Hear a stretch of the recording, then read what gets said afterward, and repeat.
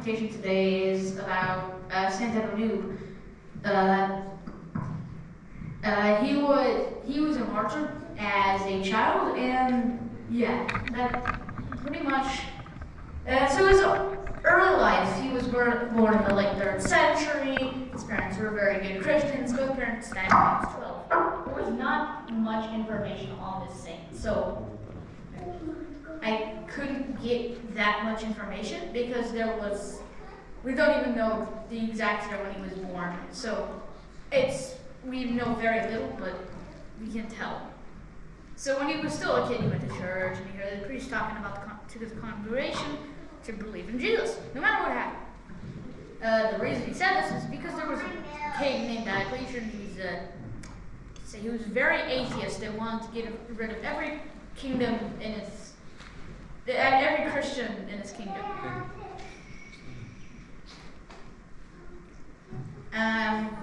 So to this, he decided to profess his faith publicly.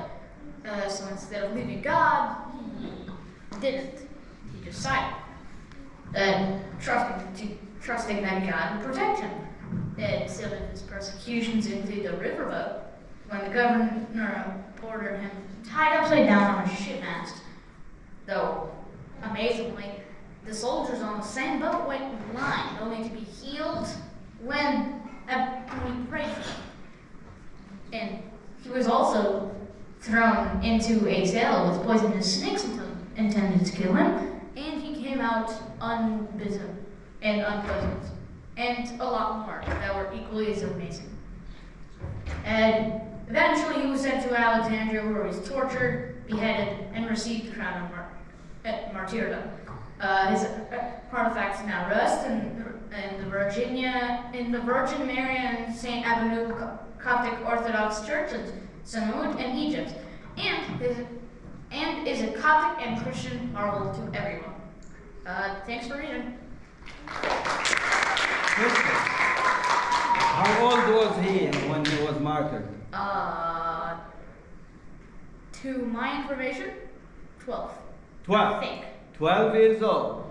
So he was a kid? Yes. Okay. Guys, any 12 years old here? Be a martyr. You are This is a good one. If I ask you, if you don't deny Jesus Christ right now, we'll kill you. We'll put you in boiling oil. And you will burn. What you say? Are you sure? Excellent. Fanny. Thank you, Fanny. Pick a number, 1 to 15. 7. 7. Yeah. 1, 2, 3, 4, 5, 6, 7. Whoa! Abu Sufyan. Martyrios is name of the baptism. Began?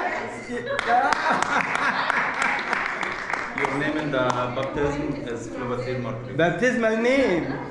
So this is your saint, all right? Wait, don't I have the same guy on the picture? Like it's a big poster, but you No, the St. George. Oh. Next, who is ready? Matthew. I have to add something. Add something, Marcelino.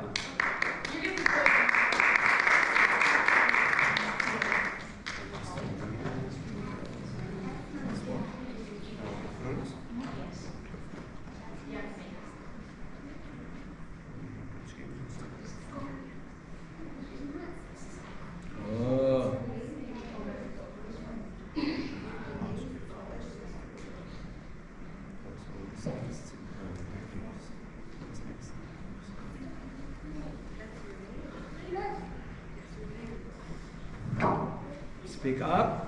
Microphone to your mouth, please. Yes. Why am I Orthodox? Because of Pope Rose. About Pope Rose's life. Pope Rose was born in August 2, 1902. He was born to Christian parents. After he finished high school, he worked in a company in Alexandria as an accountant, but instead he wanted to be a monk, so he told his parents that he was going to become a monk.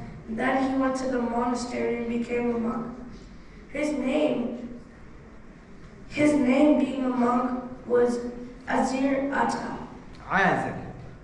Azir, yes. He was named as Mina Baramusi el-Muhawatid, which meant man of solitude. This is because he liked Saint Mina. He loved to spend his time in Saint Mina Monastery. After he became a monk, he was ordinated as a priest, and he lived in a cave and built an altar and prayed a lot of liturgies there. He performed great miracles such as healing diseases. Why was Pope Krolos so fierce in prayer and liturgy? He was fierce in prayer and liturgy. Pope Krolos prayed over 12,000 liturgies that encouraged people to pray a lot for God. Pope Krolos organized his daily routine so that prayer was his first priority. He prayed the midnight hymns after midnight and celebrated the Divine Liturgy at dawn. He prayed for his children in the afternoon and continued with Vespers in the evening. He never left the altar without offering the blessed bread, and he often prayed psalms, even during surgery. This constant rhythm reflected his prayer belief was the key to heaven and means by which God was accomplished. His fierce approach was also tied to his ascetic lifestyle. He fasted body and heart and avoided gossip and slander and saw fasting of the tongue and heart as more important than physical fasting. Restoration of monasteries. Before coming Pope, Krolos lived as a father Mina in the monastery of El Baramus, and later pursued a life of solitude in the El Naton Valley in a remote, dangerous windmill near Cairo. His deep commitment to prayer, fasting, and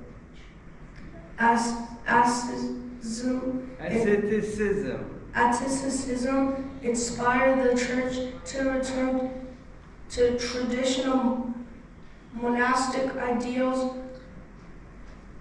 One of his most concrete actions was the restoration of the monastery St. Samuel, the confessor of Zawara in Upper Egypt. He personally oversaw the repair of ancient churches, construction of the monk cells, and re-establishment of Masonic life there. This work was part of a broader effort to preserve and revitalize desert monasteries that had fallen into decline. Pope Krolos the First, Cyril I of Alexandria. The sixth. These are Latin numbers. Sixth. Pope Krolos VI of Alexandria is widely credited with reviving monastic life and restoring desert monasteries. In the Orthodox Church, Christ's Orthodox Church, through his personal example, spiritual leadership, and direct involvement in restoration projects. His revival of monastic life was not limited to Egypt. Through his intercession and example, the movement inspired Coptic communities worldwide, and including diaspora churches, to value and support monastic traditions. Pope Krolos miracles. Pope Krolos performed many miracles, known as the wonder-working saint. Others loved his miracles and got faith. One well-known case is in 2005, healing a young woman with stomach cancer, recorded by يؤنس كمال.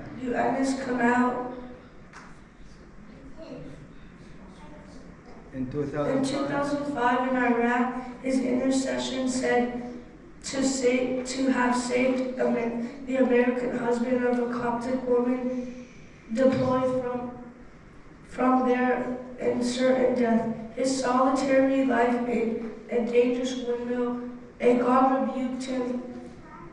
rebuked in a dream by saying to bring him water when he was in urgent need. Over 100 volumes in various languages document miracles attributed his intercession, including healings, deliverances, and answered prayers, with new reports to this day. Expansion of the church worldwide. Expansion of the church worldwide, recognizing the Coptic diaspora. Pope Kyrillos extended the church's boundaries far beyond Egypt. He established many Christian units in North America, etc. He was the first modern Coptic pope to set monks and establish Coptic monasteries outside of Egyptian borders, which formed the bedrock diaspora communities. In 1968, he successfully oversaw the historic return of the relics of St. Mark the Evangelist and the founder of the Coptic Church from the Venice to Cairo, boosting the spiritual identity of the church. For the first time in history, Coptic Church Pope Kyrillos established congregations outside of Egypt.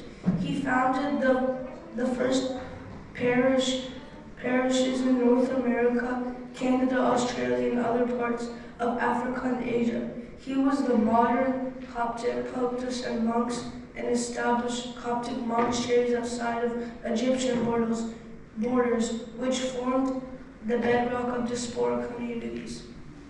Yeah, that's the end.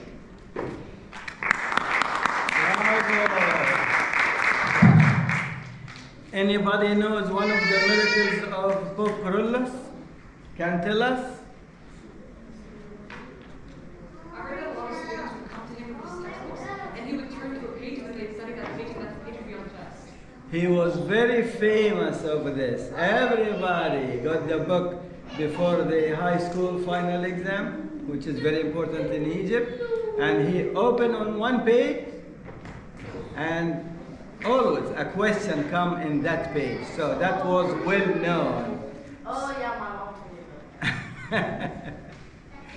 All right, Marcelino, thank you. Pick a number from 1 to 12. 10. What? 10. 10.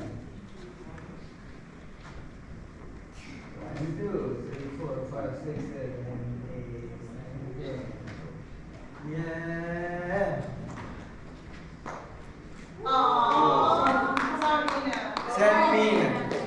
San Mina حبيب بابا كرولوس. دول كانوا يقعدوا يحكوا مع بعض ويهزروا ويقولوا نكت هما الاثنين مع بعض، حاجة عشرة، آخر حلاوة، آخر جمال. Next, who is ready؟ فين لافينيا؟ بدور عليك. I am waiting for you. Come. I am waiting to hear you presenting. Yes, up. كده. Yes. Look up للسماء. ما تبصيش للأرض. Up. Yes. All right. I don't know. Send it on my. All right. If you have your computer, so I can do that screen. From here. Okay. ابقوا اسألوا أماني لما تيجي على البابا كرولوس، لأن هي جت بمعجزة من البابا كرولوس. بس عملية بالعرض بقى. مامتها كانت بتعمل مسكرج 6 times. ففي الاخر راحوا للبابا كرولس قال لها اللي جاي هيكون بيبي حلو. جت امان. لافينيا. Pope Shenouda. So she will talk for an hour now. A lot of information. Yeah. Okay, go ahead. So his youth. Pope Shenouda III was born in the village of Salem. I don't know if I pronounced that right. Salam. Yeah. And then you can read where that is. I'm not pronouncing that. On August 3rd, 1920. Pope Shenouda was given a Bachelor's of Arts in History, English, and Theology. 4 years of Pope Shenouda was a high school teacher and a theological seminary professor. During and after becoming a pope, Pope Shenouda was ordained on November 14, 1971. Pope Shenouda helped the Coptic Church by helping people know more about the existence of the Coptic Orthodox Church, reviving the Coptic Church's theological education. And there's one more I don't have on there, and I don't know how to explain this, but basically he helped form the magazine almost for the church, so that they could inform the people on spiritual information. One remarkable thing that Pope Shenouda did was he transformed the church into a global institution. He was the first Coptic pope to visit Rome since the Council of Chalcedon, thank you, in 415 AD. Pope Shenouda was a president for both the World Council of Churches and the Middle East Council of Churches.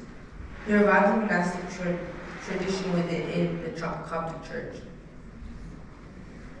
In his era, there was the global expansion of the Coptic diaspora, issues with the Egyptian president over Christian rights, which all affected how he was treated, historic pursuit for Christian unity, and during his time as a pope, he was the first Coptic pope to visit the U.S. since 1977, and as I stated earlier, in 1973. Pope Shenouda was the first pope to go to Rome in over 1,500 years. When Pope Shenouda III was in Rome, and Pope Paul VI signed a landmark, he and Pope Paul VI signed a landmark common declarations revolving the Christological disputes. He helped earn the Eritrean Orthodox Tawahedo. Thank you. Tawahedo Church.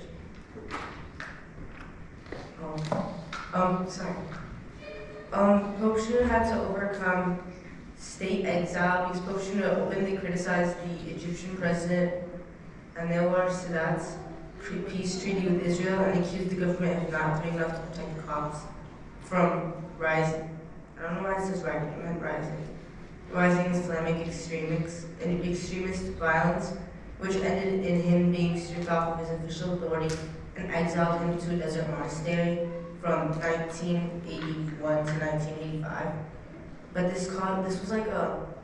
this subject was a bit of a weird dispute because some people believe that he was never stripped of his ability if God gave it to him. The president couldn't take away something God gave him, whereas the president said that he didn't have this ability before, but it was The president stripped him of his authority, but the church insisted to keep him as our pope, despite the fact he was restrained in the monastery.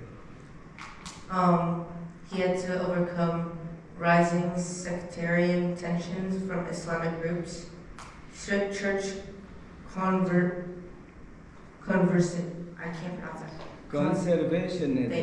conservationism versus flock demands, international diplomatic disputes.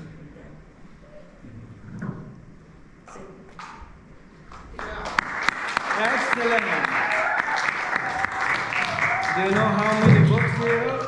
No, I don't. Thank you very much. Oh, I don't. I I don't have that. Okay, so just check that the day you went to heaven was the day the communion took part. Oh, really? Wow. Excellent. Pick a number from 1 to 11. 8. 8.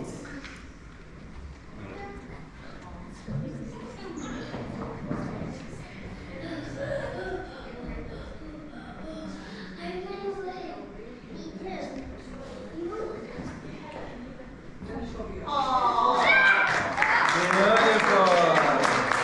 It's yours. All of us should love Pope Shenouda and adore him so much.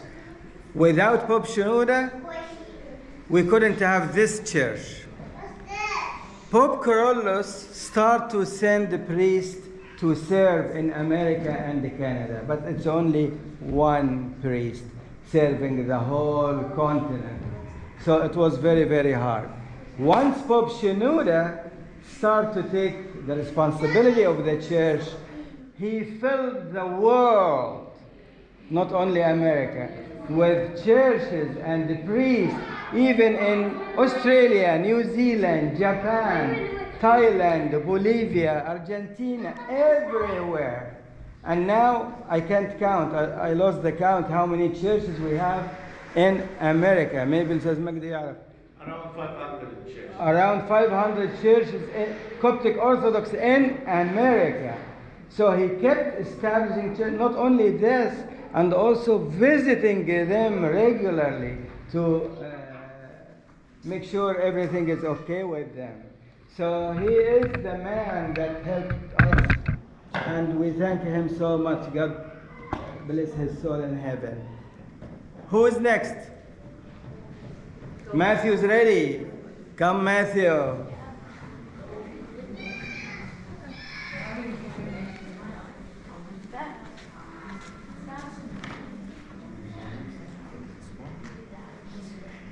Oh.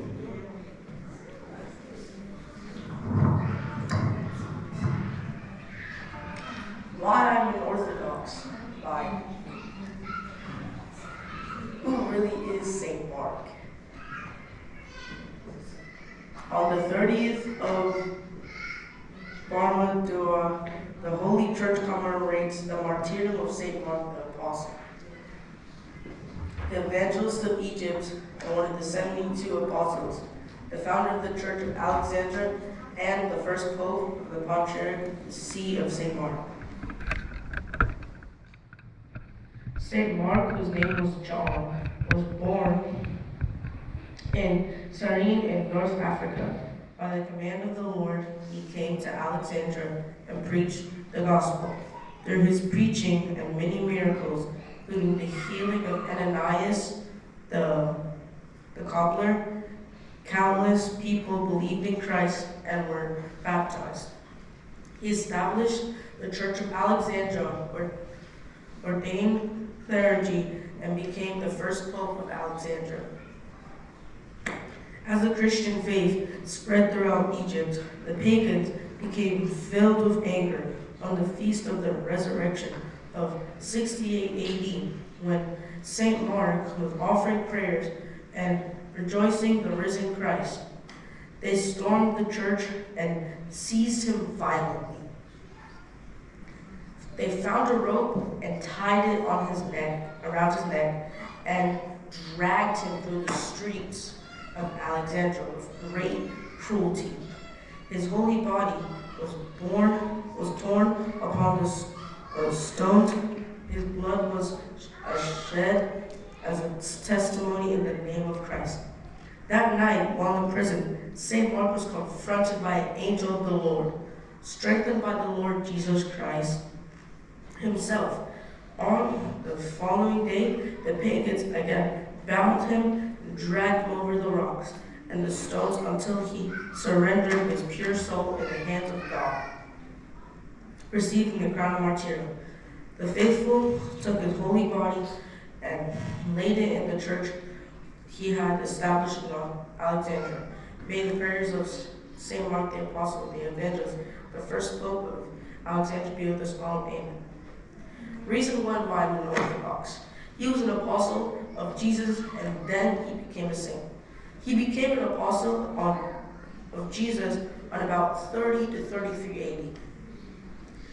He became an apostle because he had personal connection with Jesus, close association with the other apostles, and his role was spreading the apostles. He became a saint on 50 to 60 AD.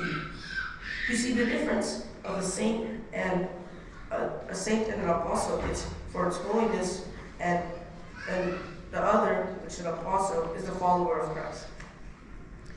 And Jesus is always with him. Saint Mark became a saint because due to his role as the author of the Gospel of Mark, his missionary work, and his foundational contributions to early Christian communities.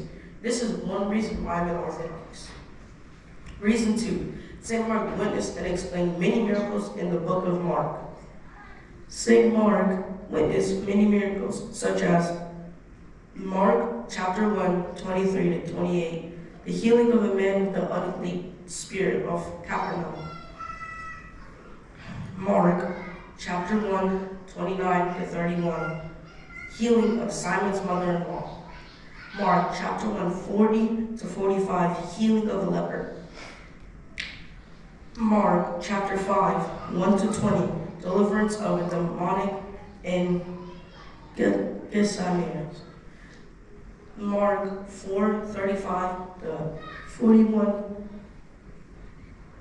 calming of the storm. Mark 5, 35 to 43, raising of Jesus' daughter. Jairus' daughter.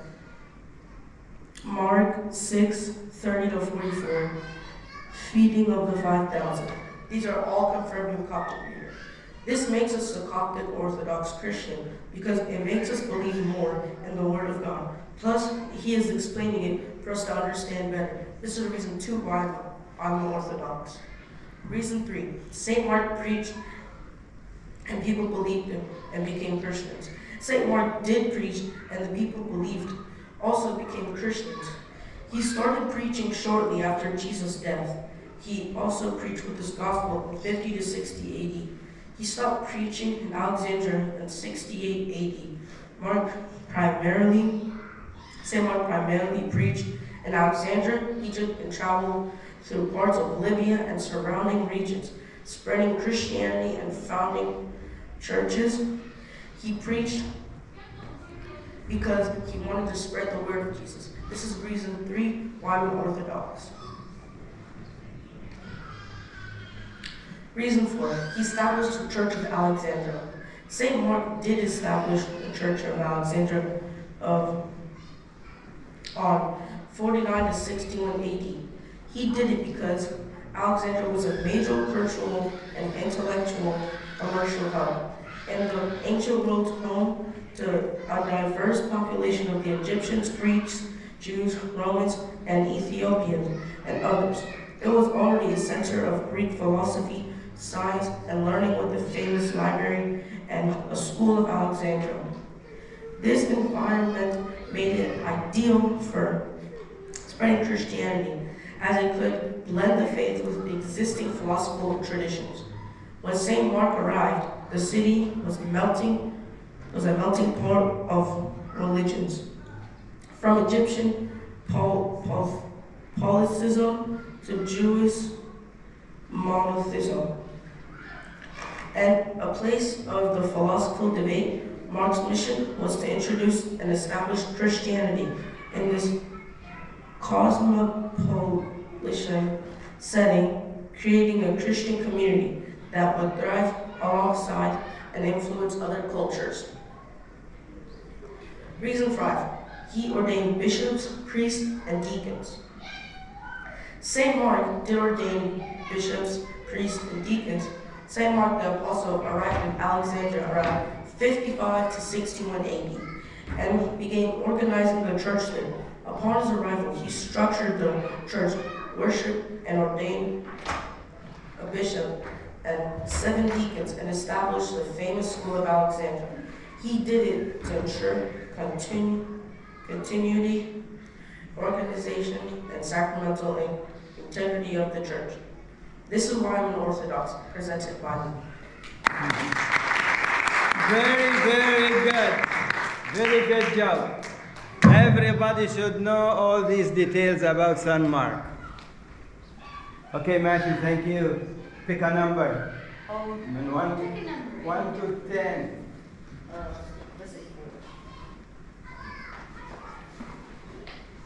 Ooh, San Moses the Black. Alright. Next. Who is next? Who is ready? You and Stephen? Stephen.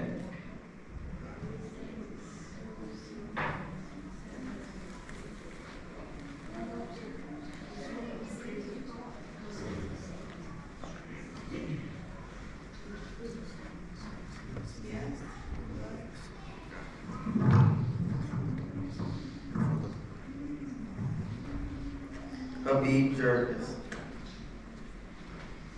Habib Jerkis was an important leader and teacher in the Coptic Orthodox Church. He helped improve Christian education in Egypt and inspired many people through his faith, leadership, and dedication to learning. Early life. Habib Jerkis was born in Cairo, Egypt in 1876. After losing his father at a young age, he worked hard in school and became one of the first students at the Coptic Theological Seminary. His education and strong faith helped him become an important leader in the Coptic Orthodox Church. Birth and origin. Habib Jerkis was born in 1876 in Cairo, Egypt. He grew up in a Coptic Orthodox Christian family and was raised with strong religious values that would influence his future work in the church. Education. Habib Jerkis attended the Great Coptic School in Cairo and later studied at the Coptic Theological Seminary. His education helped prepare him to become a teacher, leader, and reformer in the Coptic Orthodox Church. Influences. Habib Jerkis was influenced by his strong Christian faith, his education, and the need for better religious teaching in Egypt. These influences inspired him to dedicate his life to improving education in the Coptic Orthodox Church. Key roles. Habib Jerkis was a teacher, church leader, and important figure in the Coptic Orthodox Church. He served as a dean at the Coptic Theological Seminary and played a major role in developing Sunday school education in Egypt. Struggles. Habib Jerkis faced struggles such as losing his father at a young age and growing up with limited support. Despite these challenges, he worked hard to continue his education and stay dedicated to his faith and goals. Conclusion. In conclusion, Habib Jerkis was an important leader in the Coptic Orthodox Church who helped improve religious education in Egypt. His work as a teacher and reformer left as a lasting impact on the church and its future generations.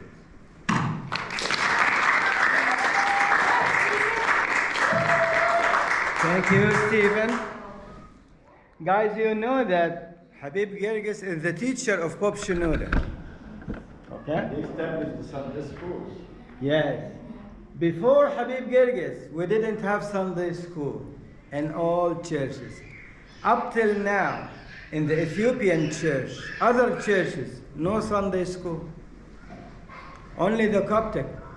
Because of Habib Jerkis. ما كانش فيه وعظ في الكنيسة في القداس. In the liturgy, they used to read the gospel. That's it. Nobody talk.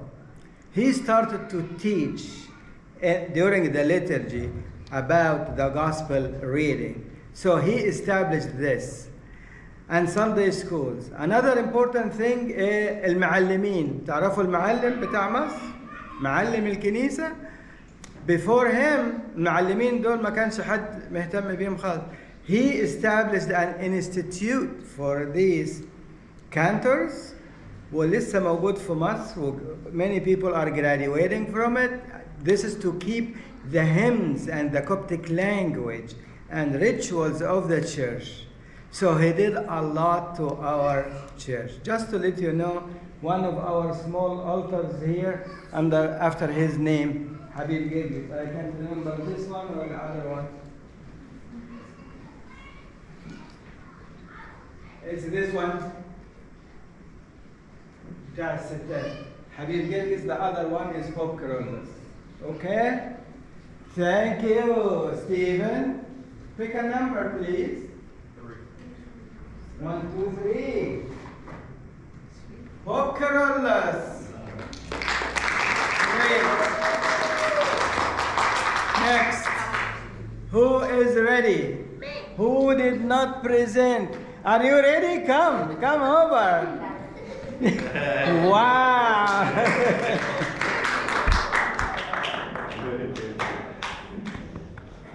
Who is ready? Oh, Tina. مكسوفة ليه؟ Come.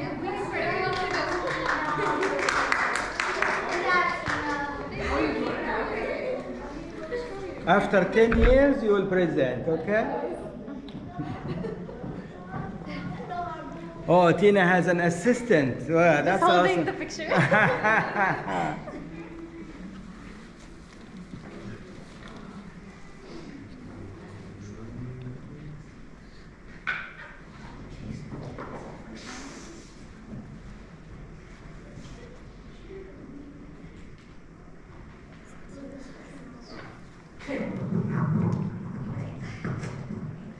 Hello, everybody. Hi. All right, so today we're going to talk about Saint Anthony the Great, father of monasticism. Monasticism basically means father of monks. He was the first one who introduced us to monasticism. Right. Okay, his early life. He was born in Coma, and it was around 251 AD. He came from a really rich family, wealthy one. But one day, both his parents died when he was 20 years old. So he was very young, younger than me, like 5 years maybe. So he raised his younger sister, and one day he went to church. God sent him a really wonderful message.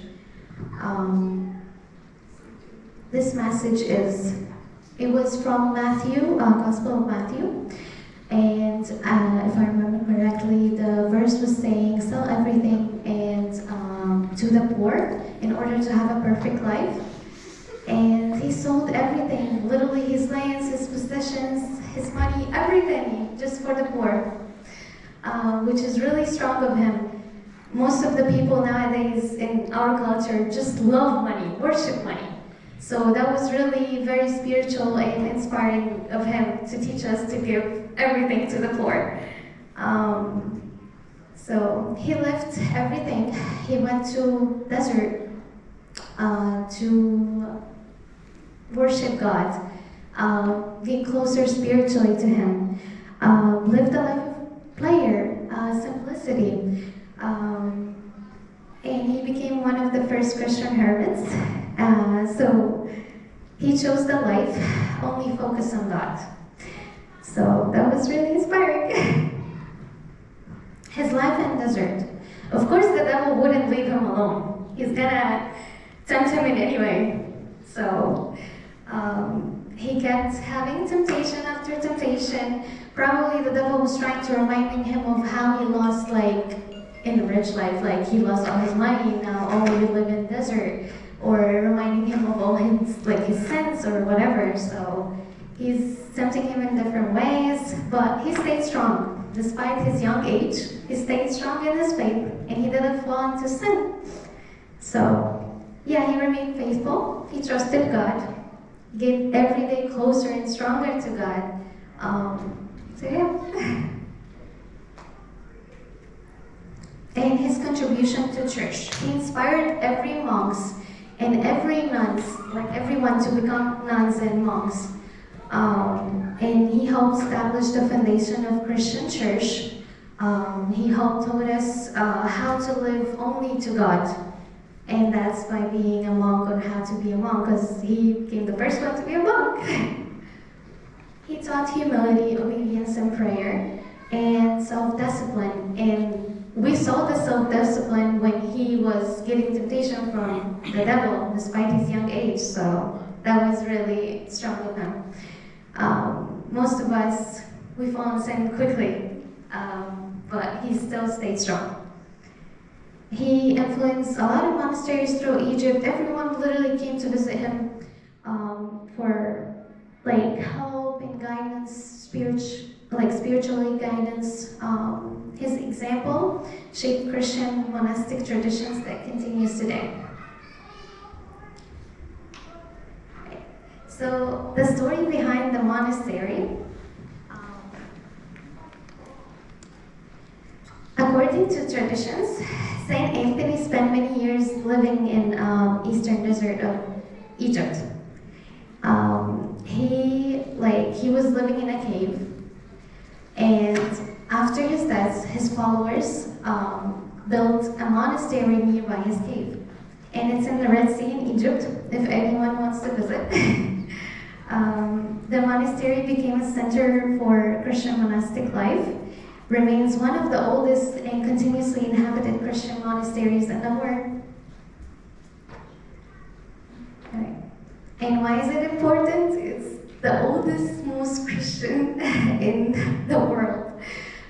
It preserved the memory of him and his life. Like, you can see everything in the monastery that inspired us to have humility. Everything is simple there. Everything is very spiritual. You can feel it once you go there.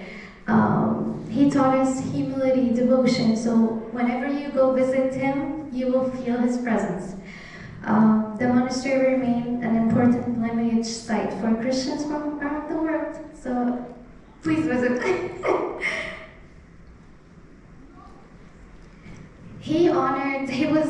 His legacy, as we all learned today, he was honored as a father of Christian of monasticism, a major saint in Coptic Orthodox that taught us how to be strong in our faith, how to be monks if anyone wants to be monks or nuns. His monastery is one of the oldest monasteries in the world. He was celebrated for his faith and courage. He was strong and dedicated to God. And by strong is spiritual strong. And one of the beautiful things that he say that kind of stuck with us, wherever you go, keep God before your eyes. Always put God first to guide us through your life. So if you're having trouble in your life, always put God first. If you feel worried or like stressed out about something coming up that you can't do it, or like you're an overthinker, always put God first, and He will guide you. He will calm your heart. He will bring you peace. So I really love that. What is that? So conclusion, as we all learned, that he's deep in his faith. His life of prayer and desert inspired us a lot, and his role and foundation of Christian monasticism, his example continues to inspire us today. So he's wonderful saint. All right, question time. All right, anyone knows what year was he born? I mentioned 251. Good job. Good job.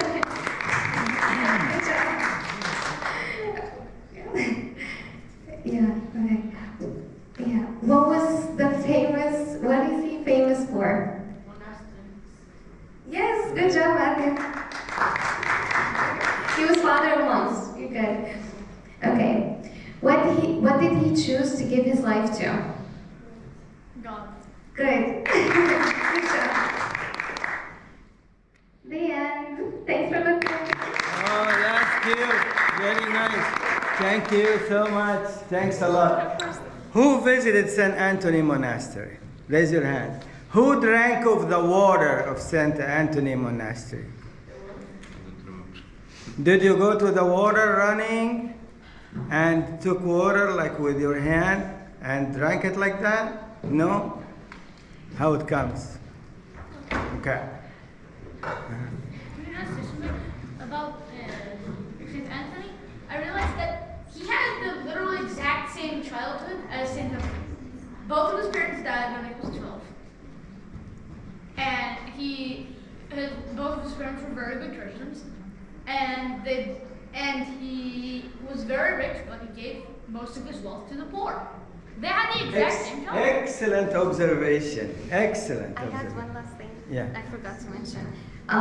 So there was one friend that was inspired from Saint Anthony the Great, Saint Athanasius. And interesting fact, my friend today, as well, Natalie, she's Saint Athanasius. So we're kind of friends in the story. So I would love to introduce her after. Very good. Okay, Dina, choose a number. Oh, number, yes. From 1 to 9. Okay, maybe 9?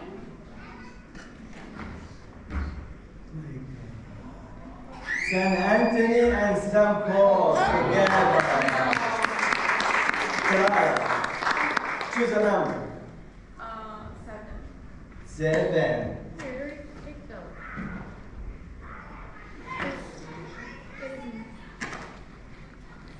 انتوا سينتس يا جماعة. سانت أثناسيوس. It's amazing. انتوا سينتس. دي مش صدفة. أما تروح Saint Anthony was in the desert by himself, no water. He lived under a palm tree. So he was eating the dates from this palm tree, but there is no water. By his prayers, God gave him water through a rock, big rock, and water just coming. Exactly like what happened to the Jews in Sinai during the Exodus. So water, he was living on this water. In the recent years, now, this water, they protected it with like a metal cage, and they made like a path for the water. زي عملوها زي قناية كده, like a small canal, and it ends in a pool. And the pool, you can take water from this pool and drink it. The most tasty water you can ever taste in your life. A bigger miracle, more than this, around the monastery, many military campuses, معسكرات جيش, they don't have water. They used to get water by tanks from Cairo, 300 miles away. Then, one of the leaders of these military bases went to the monastery and asked them, where do you get water from? They told him, God. Water comes from the rock. God sent the water. So he said, can we get some of your water? And they told him, sure, we love to help. So all these bases use the water from the monastery. And more than that, all trips, tourists come to there. When they come, for example, 5 buses coming, water flow will increase 5 times. During Lent, no visitors. Water go down. Very little, just enough for the monks and the soldiers. If you ask any of the soldiers in the eastern desert of Egypt, they will tell you, we get water from Saint Anthony Monastery. So this is a living, everyday miracle happening over there. Did anybody visit the cave of Saint Anthony up there? Amani did, Christine did. What that? حضرتي قداس ده؟ أوه يا بختك، دخلتي كده كيف صغير. Yes. Yes, yes, because there is no space. Can you imagine he lived in this area 85 years? Why is he a friend with St. Paul, the hermit? This picture is St. Anthony with St. Paul. You know why? And this picture too. St. Anthony and St. Paul. Most of the time together. By the end of his life, an angel came and told him, there is another hermit living by himself in this area. His name is Bola. Go and visit him and take his blessing. So he went and took his blessing and spent some time with him. Then Amba Bola قال له, okay, come back to me that date because I will die so you can bury me. Amba Antonius went back on the same exact date. And they prayed together, and Amba Bola died. Amba Antonius جه هدفنه ازاي انا هحفر في الارض وكان راجل عجوز. He died at age 105. How can I do this? I couldn't do this. Immediately God, 2 lions appeared. Lions from the desert appeared, and they dug a big hole so Amba Antonius could bury Amba Bola and went back to his cell. علشان كده نشوف الصورة بتاعته Amba Antonius وأمبا Bola and 2 lions on the sides and their feet. Those are the 2 lions who dug the hole, the grave for him. Who wrote the biography of Amba Bola? We didn't know anything about him. St. Anthony. After he buried St. Paul, he wrote down the biography of Amba Bola. Who wrote the biography of Amba Anthony himself? St. Athanasius, تلميذه. So, very good to have documentation by saints and people that we trust. Okay? Thank you very much for all this information. Natalie, ready? Transitions well. Give me the verse. Oh, I can hold it. No, give me. I like having it in my bag. Thank you.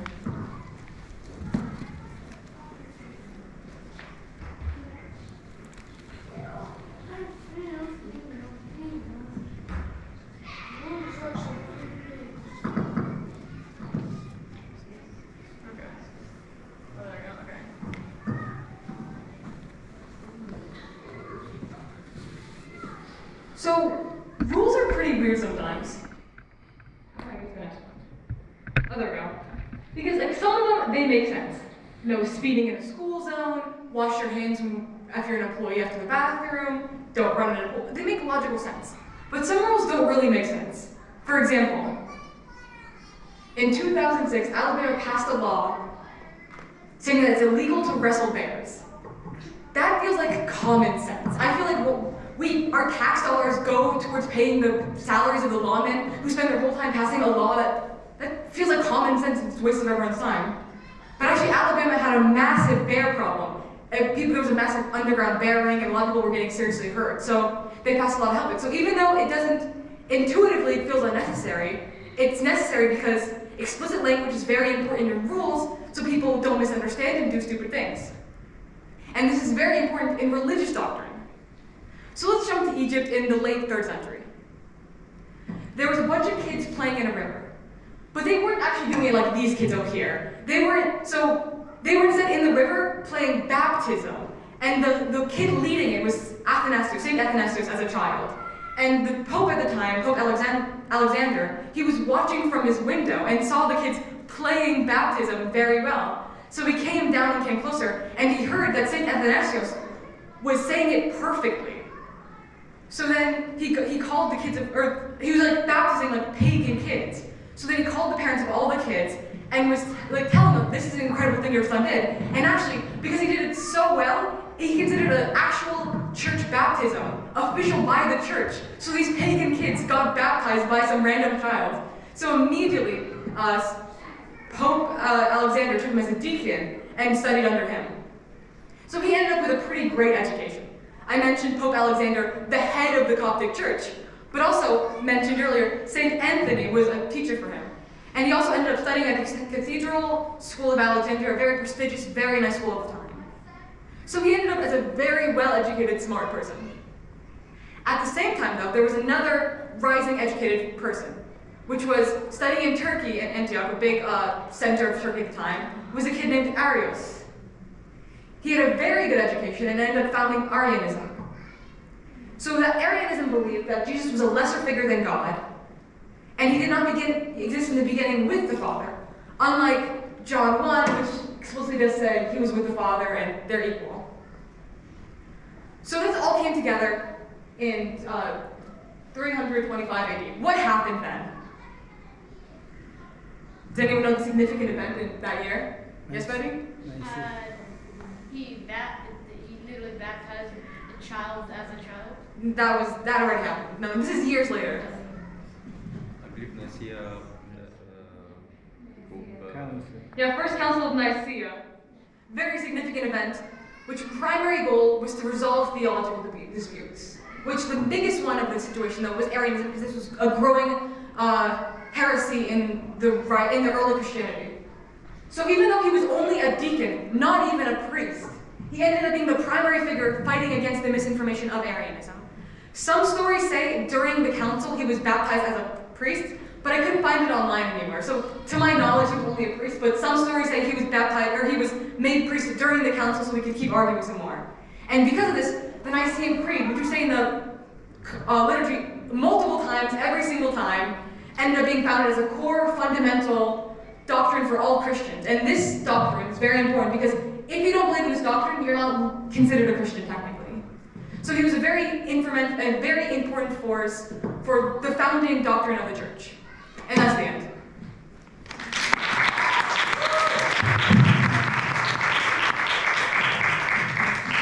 Excellent, very good presentation. No question? Yes, one question.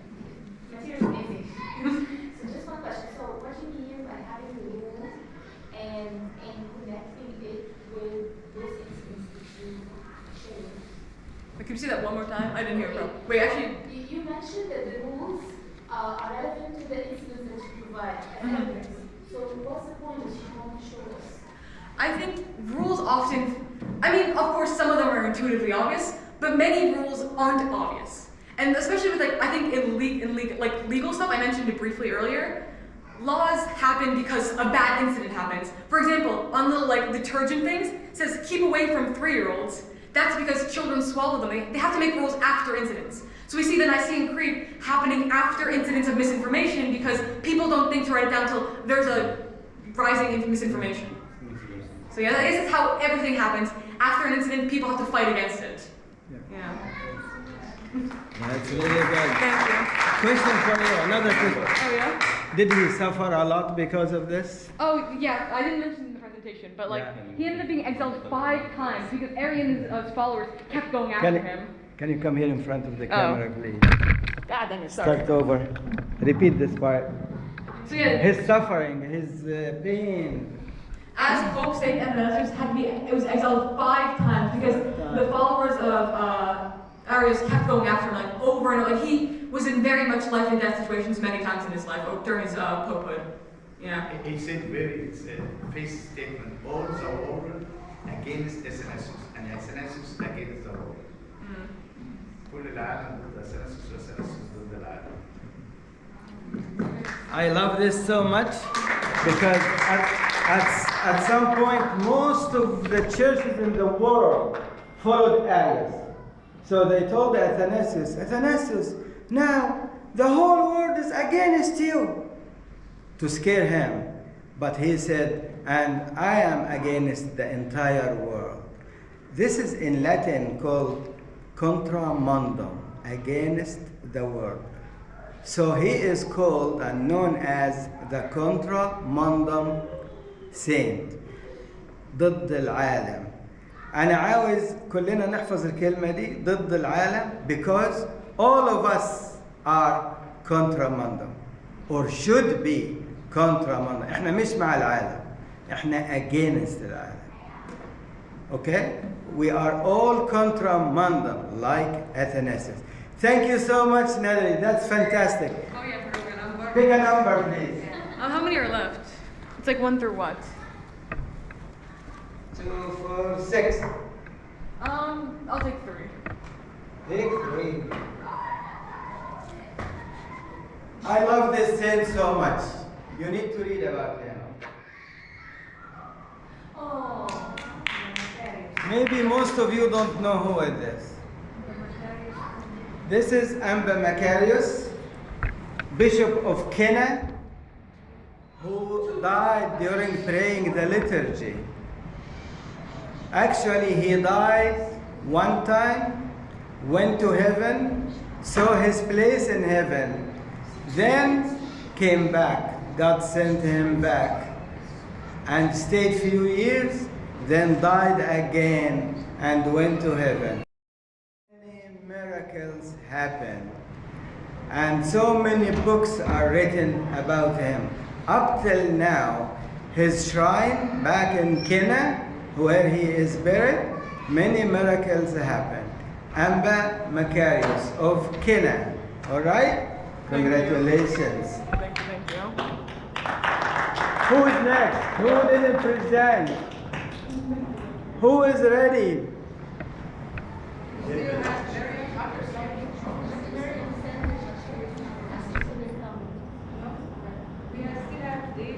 David ready? Come. Come, David.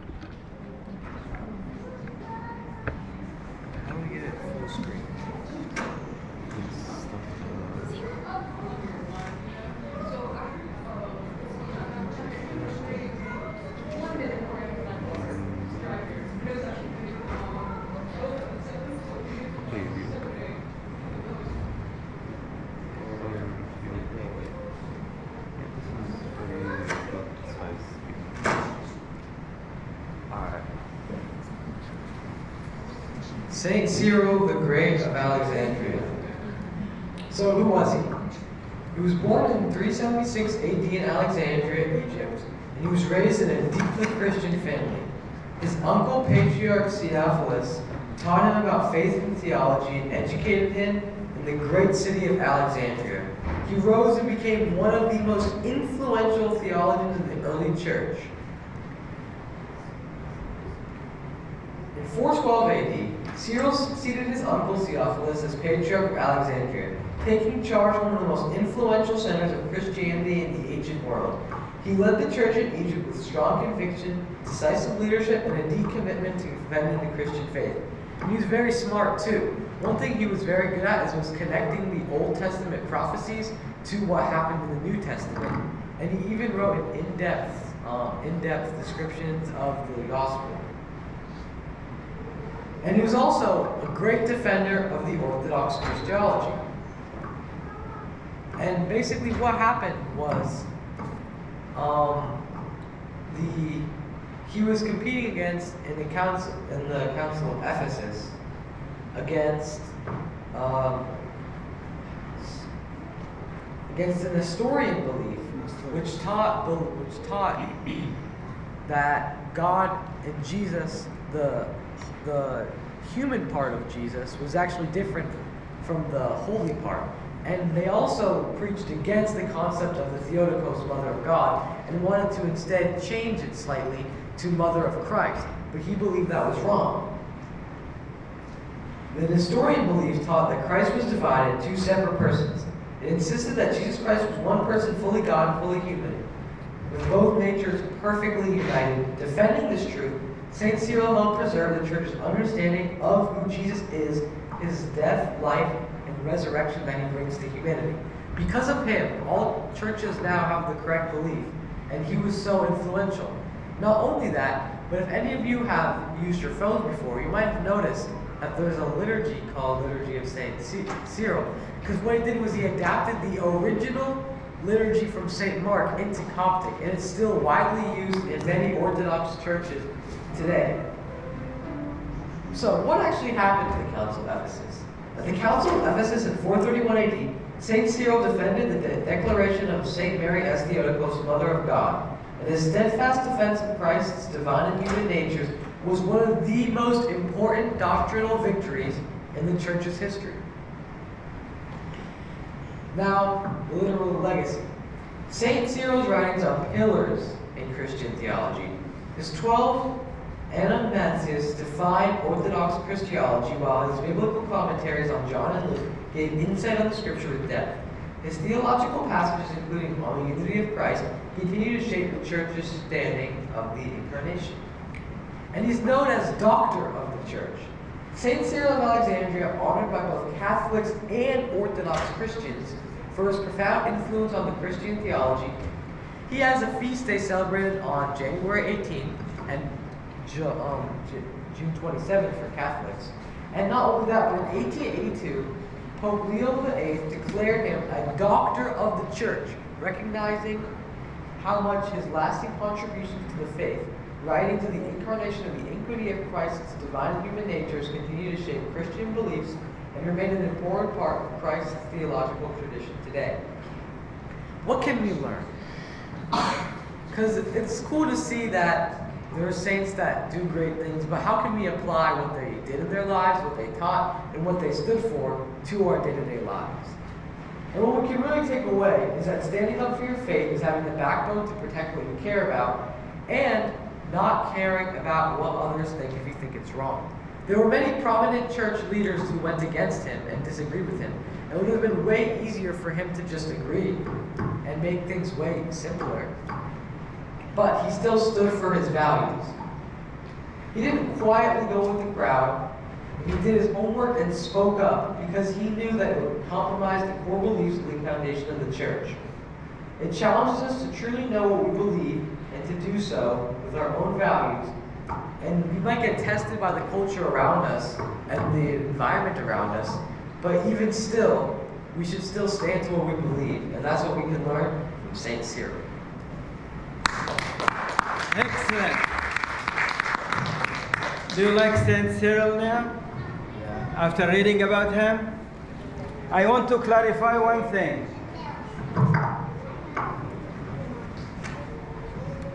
Somebody called Nestorius. Nestorius was a patriarch in Ephesus. Ephesus, this is a big city in Turkey. It exists up till now. You can go and visit Ephesus. And Nestorius said, Saint Mary, we cannot call her the mother of God. This is wrong. What? So what's right, you think? He said, no. She born a regular baby. Then the Holy Spirit came down and dwelled in this baby. So he became Jesus Christ. But the baby that Saint Mary delivered is a normal baby. He is not the Son of God. He is not God. So we cannot call her the Mother of God, but we can call her the Mother of Jesus. You know the difference? You understand now? So, because this is completely wrong, and it's documented in the Bible, and the angel came, and we have the Annunciation, and all the stuff. So what happened is, we had a council in Ephesus, the same city, and who was the hero of the council? Saint Cyril. God prepared him from childhood. He was very smart. He wrote commentaries on the entire Bible, Old and New Testament. This is why when we say, go back to the early church fathers, he is one of them. When there is a dispute about the meaning of any word or any idea in the Bible, we say, go back to the early fathers. Who are the early fathers? Athanasius, Cyril, Carolus, and Gregorius. All those are, and some others, the early church fathers. They were scholars, and they wrote and they left documents for us. And this is the reference that we use. So when you read the Bible, don't make your own understanding. Your understanding should align with the understanding of the church fathers. So he helped the church a lot with this. After this council, he conquered this, and Nestorius was excommunicated, and he established the term Theotokos, Allah. دلوقتي our church love the term Saint Mary the Theotokos. Theotokos in Latin Allah, ربنا, مش بس المسيح. So كلمة Allah or Theotokos, we love it because we repeat it after Saint Cyril. Another thing, he got the liturgy written by Saint Mark. Saint Mark left a liturgy for us, written by his hand. Saint Cyril got this. He added some prayers to it, and it became Saint Cyril liturgy. We have it up till now. You can read it on Coptic readers. We don't use it a lot because it's long. Saint Cyril liturgy. Okay? So these are the marvelous things he did. علشان كده his picture always, he is a pope, and in front of him Saint Mary carrying baby Jesus, the Son of God, because she is the Theotokos. All right? Great, thank you. David, pick a number, 1 to 5. 3.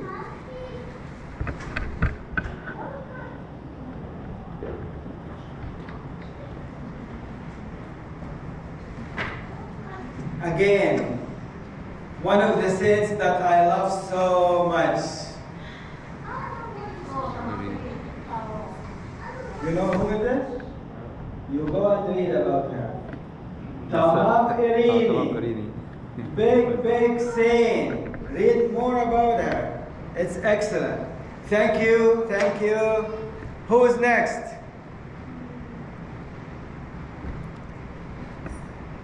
Anybody ready? Anybody of the adults want to tell us about any of the saints?